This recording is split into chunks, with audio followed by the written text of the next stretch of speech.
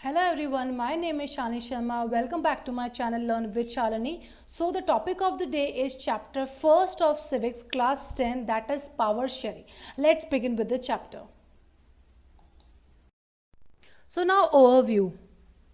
Okay, what this chapter is all about, what is there in this chapter, we'll discuss that. With this chapter we resume the tour of democracy that we started last year. Okay, that means in last year we had read about the democracy, the features of democracy and other different forms of you can say government in the world. We had compare the different forms of government with democracy. Okay, so we'll continue from there in this class. Okay, we noted last year that in a democracy all power does not rest with any one organ of the government. आपको पता ही है democracy में हमने discuss किया था कि क्या होता है किसी एक पर्सन में या हम कह सकते हैं किसी एक ऑर्गन में या एक ऑर्गेनाइजेशन में पर्टिकुलर कुछ लोगों के ग्रुप में पावर्स जो होती हैं वो हम कह सकते हैं सेंट्रलाइज नहीं होता है, पावर का डिसेंट्रलाइजेशन होता है, यानी कि पावर का डिवीजन होता है different organs of the government में.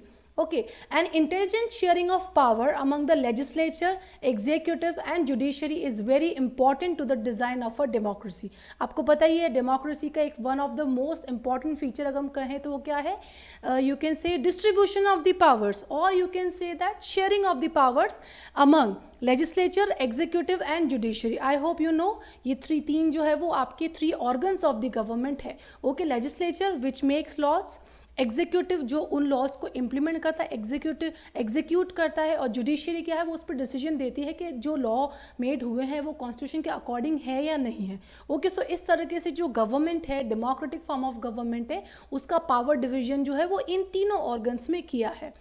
इन this chapter we carry this idea of power sharing forward. Okay, हम इसी पावर शेयरिंग को इस चैप्टर में कंटिन्यू करेंगे. We start with two stories from Belgium and Sri Lanka. Both these stories are about how democracies handle demands for power sharing. यानी कि अभी इस चैप्टर में NCERT का एक पैटर्न है that before they you can say jump on the you can say main topic, they give examples of the other countries. तो यहाँ पर इंडिया के पर्सपेक्टिव से या इंडिया के पावर शेयरिंग के बारे में बात करने से पहले इन्होंने दो कंट्री के एग्जाम्पल्स दे के समझाया है कि क्या समझाया है, that how democracies handle demands for power sharing. ठीक है, democratic form of government power sharing जो है उसको किस तरीके से हैंडल करती है. We will also discuss the need of power sharing in democracy and its various forms. So इस चैप्टर में हम पावर शेयरिंग की नीड क्या है डेमोक्रेसी में, क्यों पावर शेयरिंग ज़रूरी है और उसके वेरियस फॉर्म क्या है उसके बारे में हम डिस्कस करेंगे. Okay, now Belgium is a small country in Europe, smaller in area than the state of Haryana. Okay, क्योंकि हम इस चैप्टर में इंडिया के पर्सपेक्टिव से पावर शेयरिंग पढ़ेंगे तो दैट इज़ वाई यहाँ पे एक इंडियन स्टेट से कंपेयर करके इसका बताया है. Okay, it has a population of little over 1 crore, about half the population of the Haryana. Okay, और बेल्जियम जो कंट्री है उसमें जो पॉपुलेशन जो डिस्ट्रीब्यूशन है वो लैंग्वेज की बेसिस पे इस चैप्टर में बताया है. Okay, now this yellow portion see this. So पूरे कंट्री का हम कह सकते हैं 59% of the population lives in the Flemish region and speak Dutch language. Okay, it is clearly represented in the map की. Okay, then 40% population lives in the Wallon and that is a French speaking population. Okay, and remaining 1% is the German speaking. Okay, so मैंने जो भी percentage थे children for your convenience I have written on the map so that you don't get confused. Okay, now they are talking about the Brussels, the capital city. Okay, in the capital city Brussels 80% people speak French and while 20% are Dutch speaking. Okay, so जो ये Brussels है इसमें आप है ना देख सकते हैं. ठीक है, सो ब्रूसेल्स का रीजन जो है this is the capital city, तो यहाँ पे 80% पॉपुलेशन जो है वो फ्रेंच स्पीकिंग है और रिमेनिंग 20% जो है वो डच स्पीकिंग है. सो चिल्ड्रन यहाँ पे there are two words that you need to understand, minority and majority. I hope you know the meaning. Minority means less in number and majority means more in number. Okay, the minority French speaking community was relatively rich and poor. देखो अब यहाँ पे क्या है, जो minority में है French speaking लोग वो मेजॉरिटी के कंपैरिजन में रिलेटिवली, मतलब यहाँ पे हम कह सकते हैं ये मेजॉरिटी से कंपेयर करके बता रहे हैं that they are relatively rich and powerful. This was resented by Dutch speaking community who got the benefit of economic development and education much later. Okay, so अगर कोई minorities में है जो कम numbers में है, उनके पास ज़्यादा benefit है, वो ज़्यादा rich और powerful है, तो जो majority के लोग हैं उनको इस चीज़ पे problem होगी, ठीक है. और यहाँ पे जो majority जो Dutch speaking जो community है उनको काफ़ी ज़्यादा late जो है economic development और education के advantages मिले थे, ठीक है. तो एक तरीके से एक प्रॉब्लम अराइज हो गई कि माइनॉरिटीज़ जो है they are minority, still they are very powerful और यू कैन से रिच, लेकिन जो मेजॉरिटी है उनको वो सारे राइट्स और वो सारे बेनिफिट्स नहीं मिल रहे. तो एक तरीके से टेंशन क्रिएट हो गई. Okay, this led to tensions between the Dutch speaking and French speaking communities during the 1950s and 1960s. Okay, so simple सी बात है, अगर कोई भी दो कम्युनिटीज़ है, एक को ही सारे बेनिफिट दिए जाएं, सेकंड कम्युनिटी को वो बेनिफिट्स नहीं मिलते हैं, तो फिर that is obvious that they will fight. Okay, उन दोनों के बीच में, दोनों कम्युनिटीज़ के बीच में कॉन्फ्लिक्ट होगा. सो कॉन्फ्लिक्ट जो है वो 1950s और 1960s में बेल्जियम में होना शुरू हो गया, क्योंकि माइनॉरिटीज़ के पास ज़्यादा राइट्स थे और मेजॉरिटी के पास में उतने राइट्स नहीं थे.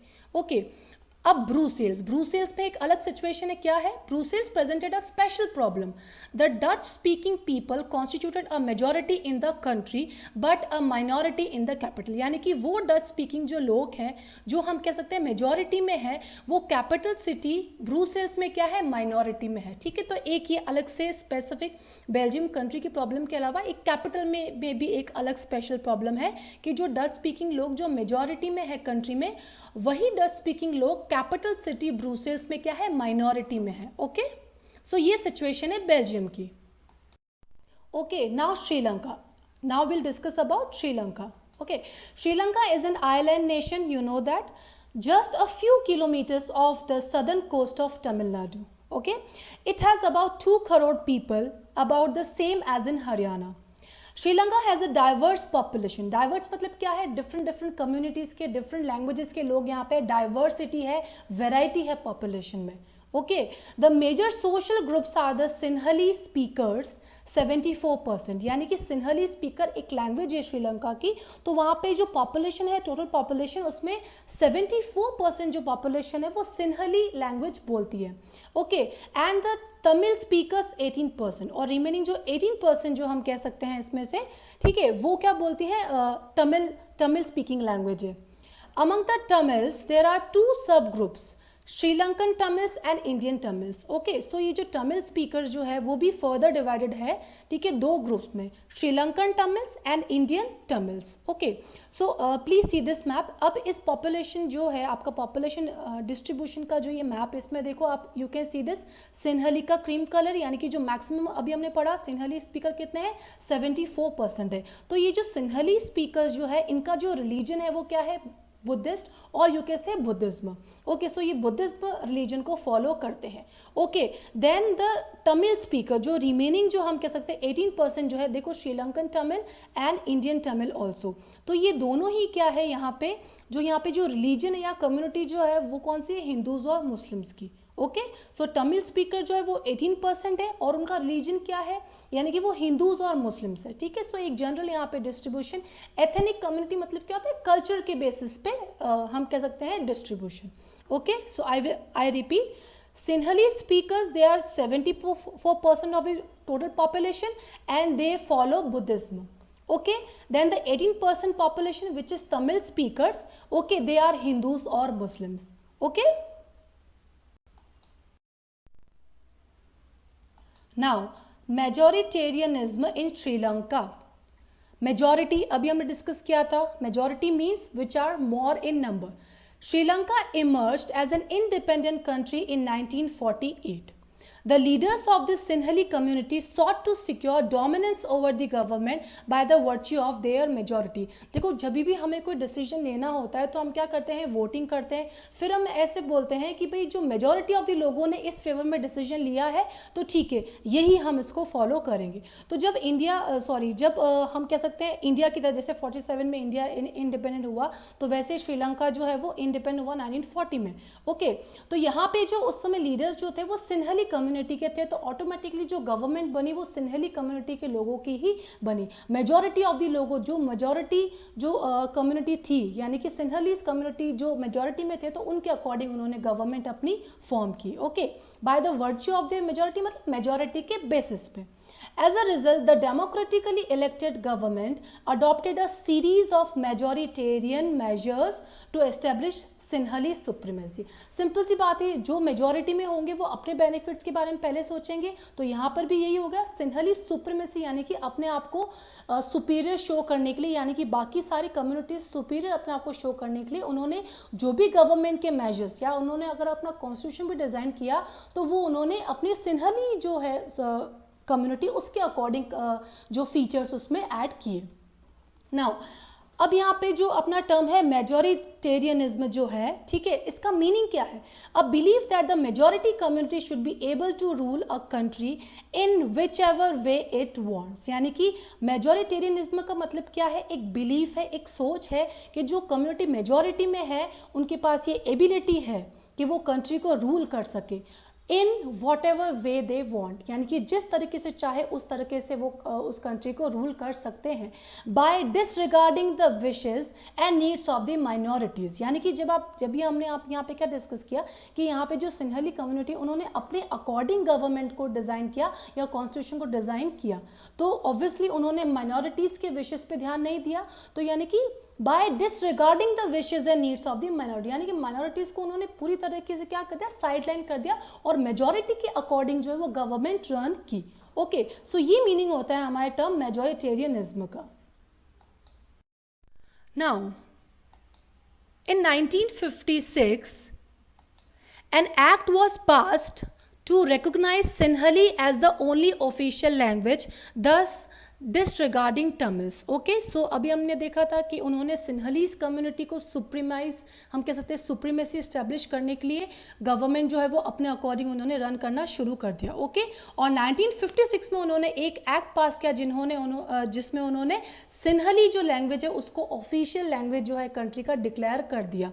डिसरिगार्डिंग तमिल्स, यानी कि उन्होंने, अब देखो यहाँ पे जो कंट्री है 78% पॉपुलेशन जो है वो सिंहली की तो है, तो वो माइनॉरिटीज़ को पूरी तरीके से क्या करें, हम कह सकते हैं इग्नोर करें, उन्हें किसी भी चीज़ में पार्टिसिपेशन का या उनके पास कोई डेमोक्रेटिक राइट्स इस समय नहीं है, तो ऑब्वियसली बात है जो माइनॉरिटी में लोग हैं उनको बुरा लगेगा। Okay, the governments followed preferential policies that favored Sinhali applicants for university positions and government job। अब देखो ये यहाँ पे क्या करे, सिर्फ मेजॉरिटी को बेनिफिट कर रहे हैं। अब गवर्नमेंट ने यहाँ पे ऐसी पॉलिसीज निकाला, प्रेफरेंशियल मतलब प्रेफर किसको, क्या, सिंहली कम्युनिटी को, और हम कह सकते हैं सिंहली एप्लीकेंट्स को यूनिवर्सिटी में कर दिया कि भाई इन्हीं लोगों को, सिंहली एप्लीकेंट्स को ही पहले एडमिशन दिए जाएंगे और गवर्नमेंट जॉब्स में इनको प्रेफरेंस दी जाएगी। ठीक है, a new constitution stipulated that the state shall protect and foster Buddhism. अभी हमने क्या डिस्कस किया था कि 78% जो पॉपुलेशन है जो सिंहली स्पीकर है उनका रिलीजन क्या था, बुद्धिज्म। तो यहाँ पे इन्होंने सिंहलीज लोगों को प्रोटेक्शन दिया, उनको रिजर्वेशन एक तरह से हम कह सकते हैं, और हम कह सकते हैं प्रेफरेंशियल पॉलिसीज बनाई, उनको प्रेफरेंस दी, किसमें, यूनिवर्सिटी एडमिशंस में हम कह सकते हैं और गवर्नमेंट जॉब्स में। और उसके अलावा उन्होंने एक और बेनिफिट ये किया कि बुद्धिज्म जो सिंहली कम्युनिटी का जो रिलीजन है उसको इन्होंने प्रमोट किया, प्रोटेक्ट एंड फोस्टर, यानी कि प्रोटेक्ट करना, एक तरीके से उसको ऑफिशियल रिलीजन भी हम कह सकते हैं डिक्लेयर कर दिया, क्योंकि मैक्सिमम पॉपुलेशन जो है वो बुद्धिज्म को ही फॉलो करती है। ठीक है, all these government measures gradually increase the feeling of alienation. Alienation मतलब क्या होता है, साइड लाइन करना। ठीक है, अमंग द श्रीलंकन तमिल्स, यानी कि जो श्रीलंका में जो तमिल स्पीकर्स है उनको ये सारी पॉलिसीज जो काफ़ी ज़्यादा बुरी लगी, बहुत उन्होंने निगलेक्टेड या हम कहते हैं एलियनेटेड फील किया कि हमें तो मतलब माइनॉरिटीज़ के पास तो कोई राइट्स ही नहीं है। ठीक, अब यहाँ पे अगर हम एग्जाम्पल लें, जैसे कि हम पाकिस्तान का एग्जाम्पल है, तो पाकिस्तान में आप देखो इस्लामिक कंट्री और मेजॉरिटी ऑफ द पॉपुलेशन जो वो इस्लाम को फॉलो करती, तो वहाँ पे आपने देखा होगा, ये कई बार न्यूज़ में भी देखा होगा कि वहाँ पे जो हिंदू है वो माइनॉरिटीज़ में है, उनके पास डेमोक्रेटिक राइट्स नहीं है, उनके पास मेन इंपॉर्टेंट हम कह सकते हैं द फ्रीडम ऑफ रिलीजन वाला जो राइट है वो भी उनके पास नहीं है। ठीक है, तो काफ़ी ज़्यादा एट्रोसिटीज़ उन पर की जाती है। ठीक है, क्योंकि मेजॉरिटी किसकी, इस्लाम में हम कह सकते हैं इस्लाम रिलीजन को फॉलो करने वाले लोगों की है, तो माइनॉरिटीज़ भी वहाँ पे भी निगलेक्ट होती है। तो यहाँ पे भी सेम ये सिचुएशन है, श्रीलंकन तमिल जो माइनॉरिटी में उनको पूरी तरीके से निगलेक्ट किया जा रहा है, उनको कहीं पे भी इंपॉर्टेंस नहीं मिल रही। जबकि हमने देखा है डेमोक्रेटिक जो कंट्री होती है उसमें इक्वल पार्टिसिपेशन होता है, सबको डेमोक्रेटिक राइट इक्वली दिए जाते हैं। तो श्रीलंका जो अपने आप को डेमोक्रेटिक कंट्री क्लेम कर रही है वो माइनॉरिटी को नेग्लेक्ट करके सिर्फ मेजॉरिटी पे फोकस कर रही है। Okay, they felt that the constitution and the government policies denied them equal political rights. Okay, अब उनको यहाँ पे क्या फील हो रहा है कि जो कॉन्स्टिट्यूशन जो बन रहा है या जो गवर्नमेंट की पॉलिसीज़ है वो हमें हमारे पॉलिटिकल राइट्स जो हमको इक्वली मिलने चाहिए वो हमें डिनाई कर रही है, यानी कि वो हमें नहीं दे रही है। Discriminated against them in getting jobs. अब जॉब का डिस्ट्रीब्यूशन रहा क्योंकि देखो प्रेफरेंशियल पॉलिसी क्या आई, गवर्नमेंट जॉब्स में भी इनको प्रेफरेंस दी जा रही है और माइनॉरिटीज़ को प्रेफरेंस नहीं दी जा रही है। ठीक है, सो जॉब में भी इनके साथ में क्या डिस्क्रिमिनेशन यानी कि भेदभाव हो रहा है। And other opportunities and ignore their interest. बाकी सारी जो अपॉर्चुनिटी उनमें भी उनको प्रेफरेंस नहीं दी जा रही है और उनके इंटरेस्ट को, उनकी जो डिमांड्स है, उनकी जो फीलिंग्स है उसको पूरी तरीके से इग्नोर किया जा रहा है। ओके, सो ये सिचुएशन है हमारी श्रीलंका की। सो अभी तक हमने क्या किया, हमने बेल्जियम के बारे में डिस्कस किया कि वहां पे क्या सिचुएशन है, मेजॉरिटी और माइनॉरिटी का क्या पोजीशन है और श्रीलंका में क्या पोजीशन है। Okay, let's move on. Now the Sri Lankan Tamils launched parties and struggles for the recognition of Tamil as an official language for regional autonomy and equality of opportunity in securing education and the jobs। आपको पता है जिस तरीके से जो minorities को जिस तरीके से श्रीलंका में इग्नोर किया जा रहा था, तो तमिल लोगों ने क्या किया, गवर्नमेंट को प्रोटेस्ट करना शुरू कर दिया, स्ट्रगल शुरू कर दिए कि आप हमें जो तमिल जो लैंग्वेज है, ठीक है, उसे ऑफिशियल लैंग्वेज डिक्लेयर कीजिए, हमें भी रिकॉग्निशन दीजिए कॉन्स्टिट्यूशन में फॉर रीजनल ऑटोनॉमी, यानी कि हमें एक तरीके से अगर हमें आप नहीं दे रहे हैं जो भी लैंग्वेज बेनिफिट्स नहीं दे रहे हैं तो हमारी ये जो रीजन है इसमें आप ऑटोनॉमी हमें खुद का इंचार्ज बना दीजिए, हम अपने अकॉर्डिंग अपने डेमोक्रेटिक राइट जो है उनको एंजॉय करेंगे। Okay, and equality of opportunity in securing education and job, यानी कि जो जॉब्स में जहाँ पे इन्होंने जो सिन्हली स्पीकर जो है उनको प्रेफरेंसेस दी है,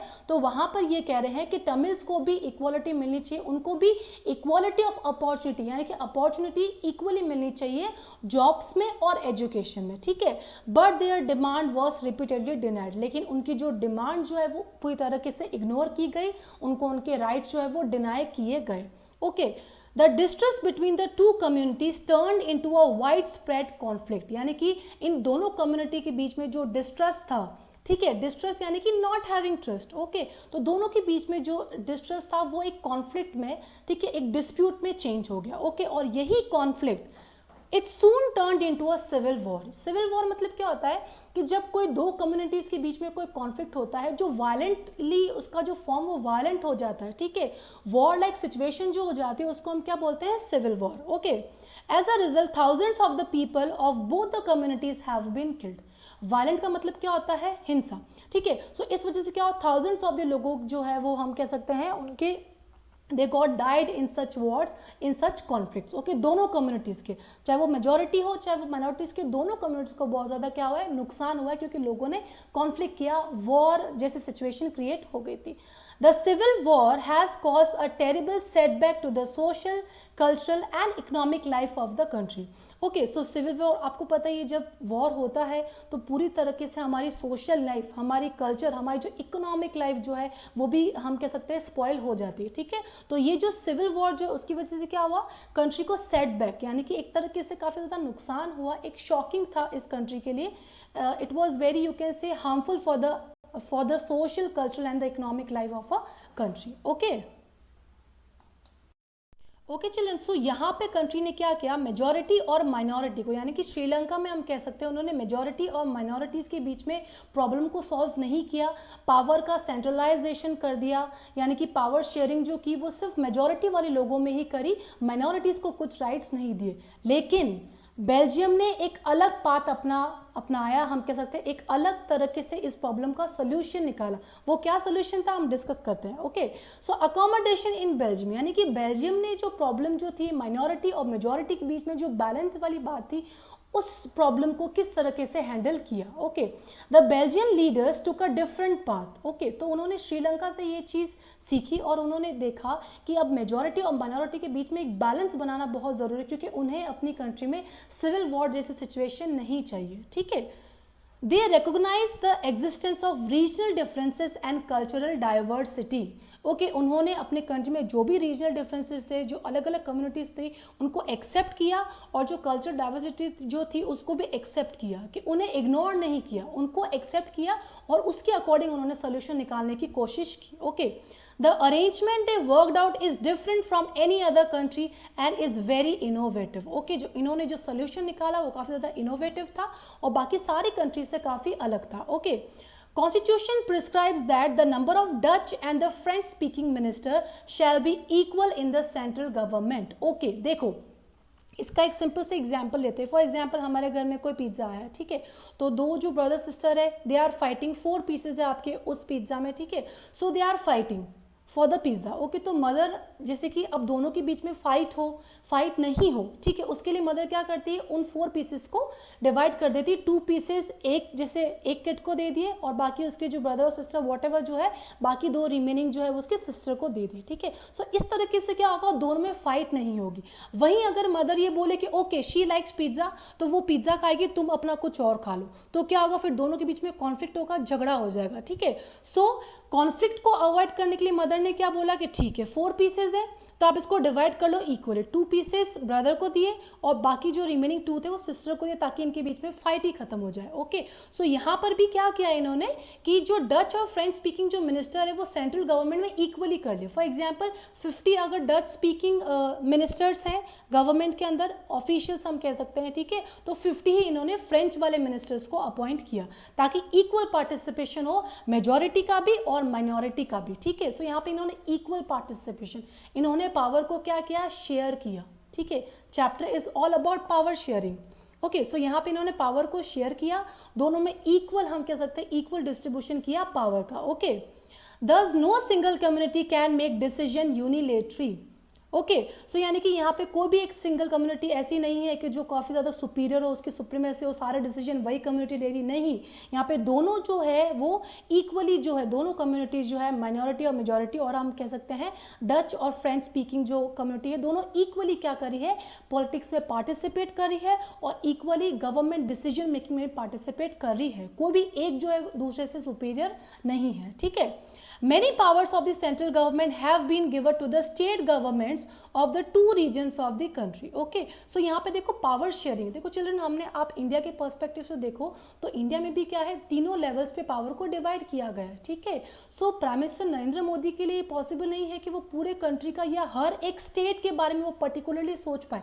दैट इज़ वाई हमारे कॉन्स्टिट्यूशन में हमने प्राइम मिनिस्टर चीफ मिनिस्टर और गवर्नर को एक पर्टिकुलर स्टेट में अपॉइंट किया है, क्योंकि एक पर्सन के लिए पॉसिबल नहीं है कि वो सारे स्टेट्स का जो हम कह सकते हैं पावर्स जो है उसके बारे में डिसीजन ले सके या उस स्टेट को रन कर सके। That is why chief minister और गवर्नर की पोस्ट जो है वो क्रिएट की गई है। ठीक है, सो यहाँ पे क्या है कि स्टेट गवर्नमेंट में भी इन्होंने क्या किया, इक्वल पार्टिसिपेशन दे दिया, दोनों कम्युनिटीज़ को इक्वली हम कह सकते हैं मिनिस्टर्स अपॉइंट किए दोनों कम्युनिटीज़ को। Okay, the state government are not subordinate to the central government. Subordinate यानी कि ऐसा नहीं कि सेंट्रल गवर्नमेंट जो है वो हमेशा हम कह सकते हैं हायर रहेगी या स्टेट गवर्नमेंट उनके अकॉर्डिंग डिसीजन लेगी। दोनों अपने अपने पर्सपेक्टिव में क्या करेगी, काम करेगी और अपने अपने खुद डिसीजन लेगी। ठीक है, तो अगर सपोज जैसे कोई चीफ मिनिस्टर या गवर्नर, आपने देखा होगा मीटिंग्स वगैरह होती है प्राइम मिनिस्टर के साथ में। ठीक है, तो यानी कि जब कोई चीफ मिनिस्टर या गवर्नर को लगता है कि हमें अपनी स्टेट की प्रॉब्लम हमसे हैंडल नहीं होती है, तो they can consult the you can say prime minister. Okay, so कोई किसी के अंदर या स्टेट, वैसे सेंट्रल गवर्नमेंट पावर वाइज हम कह सकते हैं थोड़ा हम कह सकते हैं सुपीरियर है, लेकिन ऐसा नहीं है कि स्टेट गवर्नमेंट बिल्कुल ही नेग्लिजिबल। स्टेट गवर्नमेंट अपनी गवर्नमेंट को अपने अकॉर्डिंग रन करेगी, ठीक है, सेंट्रल गवर्नमेंट अपने अकॉर्डिंग करेगी। जैसे कि आप देख सकते हैं बेटा, जो लास्ट ईयर जो लॉकडाउन हुआ था, ठीक है, सो वो वहाँ पे प्राइम मिनिस्टर ने डिक्लेयर किया था लॉकडाउन होगा पूरे कंट्री में। तो इस साल क्या किया प्राइम मिनिस्टर ने बोला कि ठीक है सब स्टेट अपने अकॉर्डिंग लॉकडाउन कीजिए, अपने स्टेट का आप अपना खुद देखिए। थे, अपने अकॉर्डिंग डिसीजन लिए थे। तो सब स्टेट में अलग अलग टाइम का लॉकडाउन था, सब ने अपने अकॉर्डिंग जो है वो कर्फ्यू का टाइमिंग से या लॉकडाउन का टाइमिंग अपने अकॉर्डिंग, अपने स्टेट के अकॉर्डिंग किया, ठीक है। सो यहाँ पर क्या क्या देखो, बेल्जियम ने स्मार्टली इस प्रॉब्लम को हैंडल किया। उसने कहा ठीक है, दोनों के बीच में फाइट हो, इससे अच्छा क्या करो, पावर को इक्वली शेयर कर दो, इक्वल डिवीजन कर दो पावर का, ताकि दोनों को इक्वल रिप्रेजेंटेशन मिले, माइनॉरिटीज को भी लगे हम इग्नोर नहीं हो और मेजॉरिटीज को भी ये लगे हम इग्नोर नहीं हुए, ठीक है। सो आप देखो, दोनों जो है दोनों डेमोक्रेटिक कंट्री है, दोनों में सेम प्रॉब्लम मेजॉरिटी और माइनॉरिटीज की, लेकिन दोनों ने इस प्रॉब्लम को अलग अलग तरीके से सॉल्व किया है, ठीक है। Now, Brussels has a separate government in which both the communities have equal representation. Okay, so central government है, state government है, लेकिन जो ब्रूसेल्स है उसकी अलग से अपनी हम कह सकते हैं सेपरेट गवर्नमेंट है। वहाँ पर भी कम्युनिटीज़ जो है, दोनों कम्युनिटीज़ जो है उनको इक्वल रिप्रेजेंटेशन मिला है। Okay, apart from the central and the state government there is a third kind of government. Okay, अब देखो यहाँ पे 3 लेवल्स है।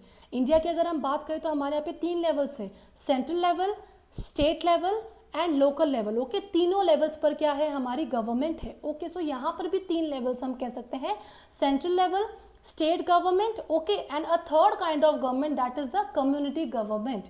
कम्युनिटी की government, okay, is elected by the people belonging to one language community, Dutch, French and the German speaking. Okay, so ये जो government है वो इन तीनों कम्युनिटीज जो है, तीनों लैंग्वेजेस की हम कह सकते हैं कम्युनिटी के बेसिस पे ये गवर्नमेंट जो है वो ऑर्गेनाइज की गई है। Okay, no matter where they live, okay, वो किसी भी जैसे कंट्री के किसी पार्ट में क्यों ना रहे, लेकिन जो लैंग्वेज रिलेटेड जो इश्यूज जो हैं, ठीक है, वो कम्युनिटी गवर्नमेंट के अंडर आएंगे। Okay, this government has a power regarding cultural, educational and language related issues. Okay, so basic जो हमारे हम कह सकते हैं जो ग्रास रूट लेवल पे, जो स्मॉल लेवल पे जो कल्चरल, एजुकेशन या लैंग्वेज रिलेटेड जो इश्यूज है वो कम्युनिटी गवर्नमेंट है वो हैंडल करेगी, उस पर डिसीजन वो लेगी। Okay, you might find the Belgian modern very complicated, आपको लगेगा कि काफ़ी कॉम्प्लिकेटेड है, but it help to avoid civic strife between the 2 major communities. Okay, लेकिन इसकी वजह से क्या हुआ, एटलीस्ट सिविल वॉर जो उससे तो काफ़ी बेटर ही, थोड़ा कॉम्प्लिकेटेड, लेकिन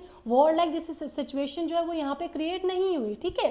it help to avoid civic strife between the 2 major communities, यानी कि उनके बीच में जो सिविक स्ट्राइफ यानी कि जो कॉन्फ्लिक्ट जो क्रिएट होता है वो इस चीज़ से क्या है, उसको ये अवॉइड कर पाए। Okay, and a possible division of the country on the linguistic lines. Okay, so इन्होंने एक तरीके से हम लिंग्विस्टिक लाइन यानी कि लैंग्वेज पे बेसिस पे इन्होंने एक पॉसिबल डिवीजन जो नहीं होना चाहिए, ठीक है। अगर लैंग्वेज के अकॉर्डिंग डिवाइड होगा तो ज़्यादा कॉन्फ्लिक्ट हो जाएगा, फिर लैंग्वेज के अकॉर्डिंग जो है कंट्री का डिवीजन होना शुरू हो जाएगा, ठीक है। सो यहाँ पर इनके इस मॉडल की वजह से क्या हुआ, दोनों कम्युनिटीज़ के बीच में जो कॉन्फ्लिक्ट होना चाहिए वो इन्होंने अवॉइड किया, और लिंग्विस्टिक बेसिस पे जो कंट्री का पार्टीशन नहीं हो जाए उसको भी इन्होंने क्या किया, इसके हेल्प से हम कह सकते हैं अवॉइड किया, ठीक है।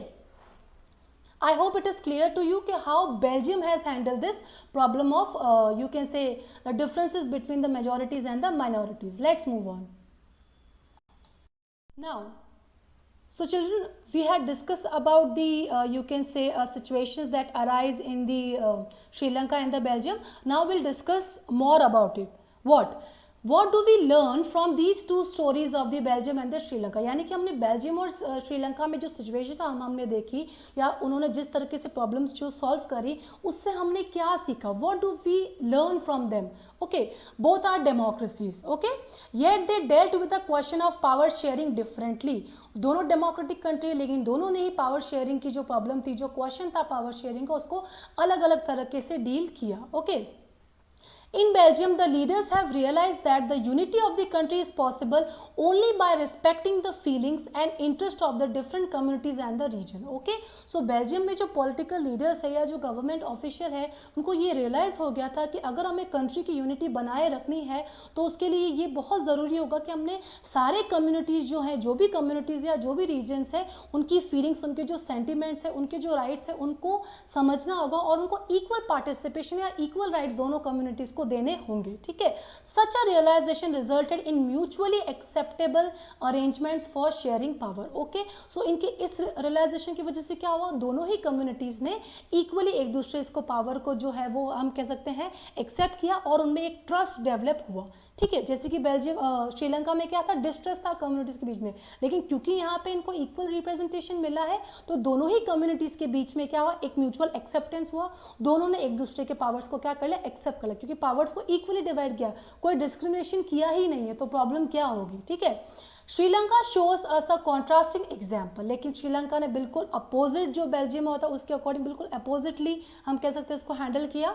It shows is that if a majority community wants to force its dominance over the others and refuses to share power, it can undermine the unity of the country. लेकिन श्रीलंका ने क्या समझा कि नहीं, ये करेक्ट है, इसमें कोई गलत नहीं है कि एक जो मेजॉरिटी ऑफ द कम्युनिटी है वो माइनॉरिटी पे रूल करे, दैट इज़ वेरी नेचुरल कि जो मेजॉरिटी के होंगे वो माइनॉरिटीज़ को रूल करेंगे, तो इसमें there is nothing wrong in this, ठीक है। सो उन्होंने इस जो हम कह सकते हैं the dominance of majority over minority, तो श्रीलंका ने उसको सही माना और उसी को एक्सेप्ट किया। उन्होंने बोला कि इससे क्या है, इससे हमारी जो हम कह सकते हैं ये जो हमारी यूनिटी को नुकसान नहीं करती। इन्होंने वो चीज़ को हम कह सकते हैं पावर शेयर को इन्होंने रिफ्यूज़ किया और उन्होंने बोला कि नहीं, it is correct that the minority of the population is controlled or you can say overpowered by the majority community, ठीक है। उन्होंने कहा इससे कोई यूनिटी पे कोई डिफरेंस नहीं पड़ता या उस पर कोई अफेक्ट नहीं पड़ता है, ठीक है।